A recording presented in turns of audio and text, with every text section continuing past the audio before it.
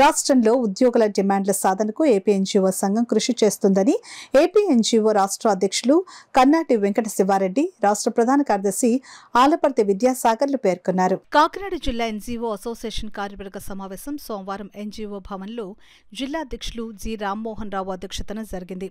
ఈ సందర్భంగా వారు మాట్లాడుతూ జిల్లాలో సంఘ స్వంత భవనాలు నిర్మించేందుకు కృషి చేస్తామని అన్నారు. ఉపాధ్యాయ, ఉద్యోగ, విశ్రాంత ఉద్యోగుల పీఆర్సీ, ఐఆర్, డీఏ బకాయిలు విడుదల కొరకు ప్రభుత్వంతో చర్చలు జరుపుతున్నామని అన్నారు. ఉద్యోగుల డిమాండ్ల పరిష్కారానికి ప్రభుత్వం సానుకూలంగా ఉందని చెప్పారు. కాకినాడ రాబోయే ఉద్యమాలకు ఉద్యోగులు తమ సహకారాన్ని అందించాలని కోరారు.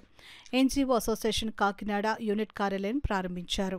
అనంతరం అసోసియేషన్ నాయకులను ఘనంగా సన్మానించారు. రాష్ట్ర ఉపాధ్యక్షుడు పసుపురెడ్డి శ్రీనివాస్, జిల్లా అధ్యక్షుడు గుద్దటి రామ్మోహన్ రావు, కార్యదర్శి పేపకాయల వెంకటకృష్ణ, మట్టపర్తి వెంకటేశ్వరరావు, ఉపాధ్యక్షులు పాలపర్తి మూర్తిబాబు, సారెళ్ల చంద్రరావు, పి రాజ్బాబు, కేవీఎన్వి ప్రసాద్, పి పాండురంగారావు ప్రసాద్, వి కమల, మాజీ నాయకులు ఆచంట రామారాయుడు, బూరిక ఆశీర్వాదం, పలు ప్రభుత్వ విభాగాలు, ఎన్జీఓ అసోసియేషన్ అధ్యక్ష కార్యదర్శులు తదితరులు పాల్గొన్నారు.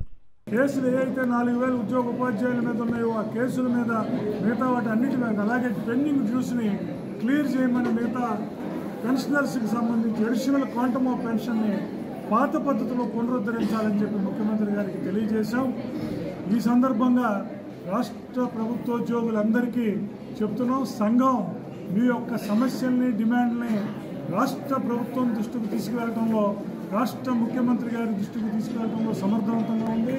ఫైనాన్స్ మినిస్టర్ కానీ, ఫైనాన్స్ సెక్రటరీ గారు కానీ వీటన్నిటినీ పరిశీలించి న్యాయం చేస్తామని చెప్పారు.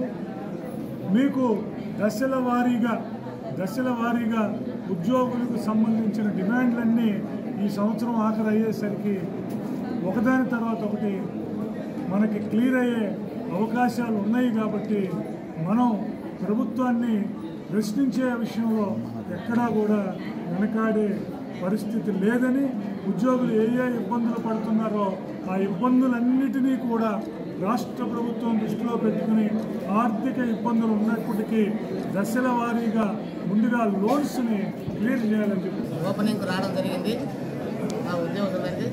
దానిలో భాగంగా ఓపెన్ చేసిన తర్వాత మా ఉద్యోగులందరూ మాతో మాట్లాడాలంటే మేము వాళ్ళతో మాట్లాడాలనే ఉద్దేశంతో ఈ సమావేశం ఏర్పాటు చేసుకోవడం జరిగింది. ఈ సమావేశంలో మా వాళ్ళ ఏ విధంగా రావాలో ఆ డిమాండ్ అని కూడా గతంలో ఏ విధంగా ప్రభుత్వంలో కోల్పోయామో, జీపీఎఫ్ కానీ, ఏబీజీఎల్ఐ కానీ, సరెండర్ లీవ్ కానీ, రిటైర్డ్ అయిన బెనిఫిట్స్ కానీ, అదేవిధంగా మాకు రావాల్సినటువంటి కూడా నష్టపోయాం. పీఆర్సీ కమిషనర్ కూడా గత ప్రభుత్వం ఇచ్చే రాజీనామా చేయడం జరిగింది. అవన్నీ మా యొక్క ఎంప్లాయీస్ ఆలోచన అనుగుణంగా పనిచేస్తామని చెప్పారు. దీనికి అనుగుణంగానే ఆల్రెడీ ప్రధాన కార్యదర్శిగా మా విద్యాసాగర్ 31/12/2024 ఎలక్ట్ కావడం జరిగింది. జనవరి 1 ముఖ్యమంత్రి గారిని కలిసలేకపోయాం. అప్పటికే వీళ్ళు అడిగే కోరికలన్నింటి కూడా ప్రభుత్వానికి సరిగ్గా డిమాండ్ రూపంలో, మా లెటర్ల రూపంలో ఇవ్వడం జరిగింది. ప్రభుత్వం కూడా సానుకూలంగా ముఖ్యమంత్రి గారు చంద్రబాబు నాయుడు గారు వినడం జరిగింది.